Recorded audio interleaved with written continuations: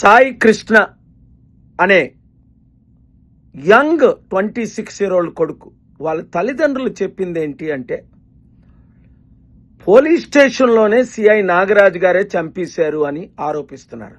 ఇది ఎంతవరకు నిజం? కోర్టు ఆర్డర్ ఇచ్చినా ఆయన్ని 17వ తారీఖు లోపుని హాజరుపరచమని, మరలా ఇప్పుడు 29వ లోపుని జూని అయినప్పటికీ ఆయన హాజరుపరచట్లేదంటే ఏం జరిగింది?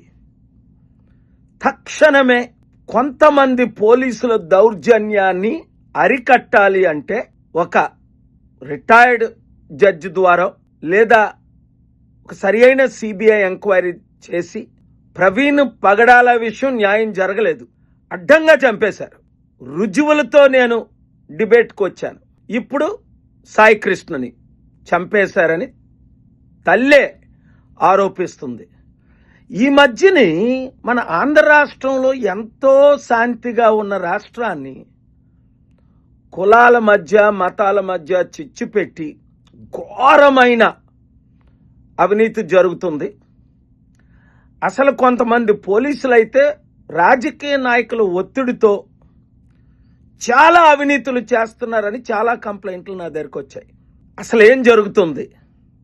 ఇంత అన్యాయం జరుగుతుంటే అందులో ఈ సాయి కృష్ణ అన్నవాడు కుర్రోడు, వాళ్ళ కుటుంబం అంతా జనసేన పార్టీ కార్యకర్తలుగా పనిచేసి ఎంతో జనసేనకు మద్దతు ఇచ్చి వైసీపీ నాయకుల్ని తిట్టారని కూడా కొంత ఎంక్వైరీలో నాకు తేలుతుంది.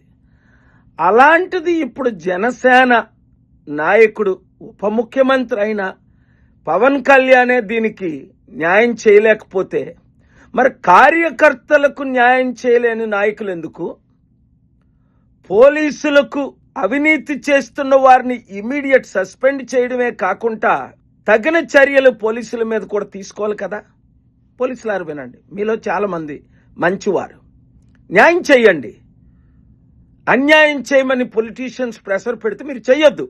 మీకు ఎవరైనా అన్యాయం చేసి సస్పెండ్ చేస్తే నాతో టచ్లో ఉండండి, మా కార్యకర్తలతో టచ్లో ఉండండి.